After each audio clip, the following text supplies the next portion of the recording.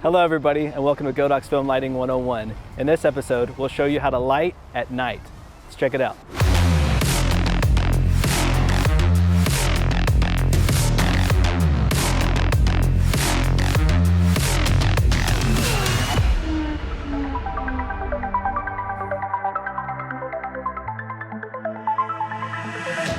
Filming at night is definitely one of my favorite times to shoot.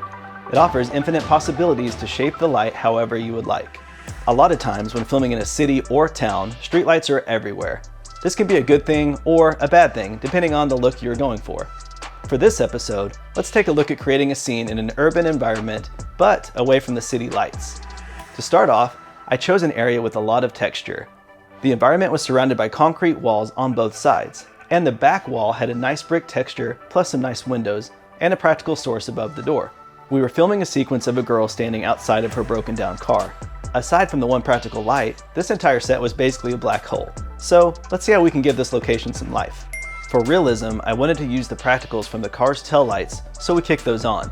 The next step was to illuminate the adjacent corner to give the scene some depth. I placed a battery-powered ML60 along the wall. This light is used to illuminate the wall itself. Because the location had a nice vintage look, I added a green gel to mimic a mercury vapor street lamp from the 1970s and 80s. You still see these kinds of street lamps in a lot of older towns. This light was set at 49% power. I then placed another ML60, this time aiming it directly at the wall that is off camera. This bounces the light off the wall, which gives the scene some ambient fill. I also added a blue gel to help give it a slight moonlit vibe.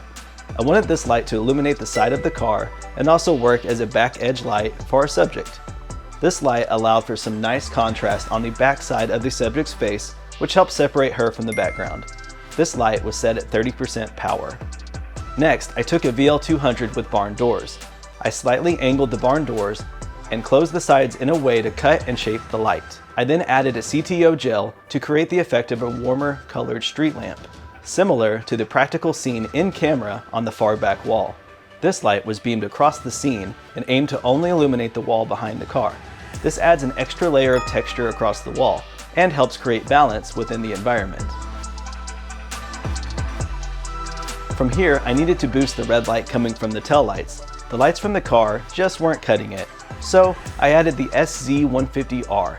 This light offers a ton of awesome features and effects. I really love this light because you have full capability to quickly zoom, then dial in the exact hue, saturation, and intensity using the RGB hue map. You can choose from over 36,000 custom colors. This light can easily be controlled from your phone using the Godox app, which is a huge plus. Using the SZ150R, I was easily able to match the red from the car's taillights in no time. I bounced this light off the wall to make it seem as if the light was motivated by the taillights.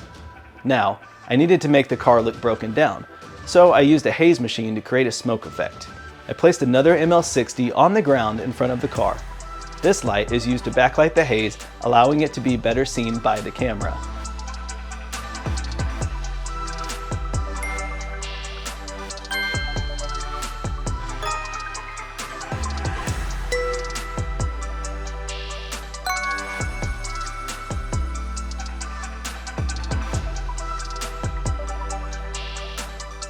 We tried to give our scene the old wet down trick. Unfortunately, the gravel and dirt soaked up the water way too fast. But if you pay attention to big budget movies and shows that have some night scenes, the concrete or pavement is always wet.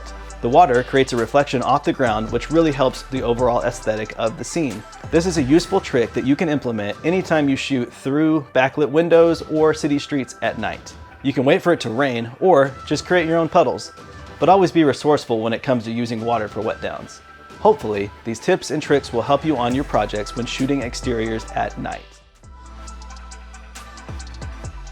Thank you so much for checking out this episode of Godox Film Lighting 101. We'll see you next time. Until then, happy filmmaking.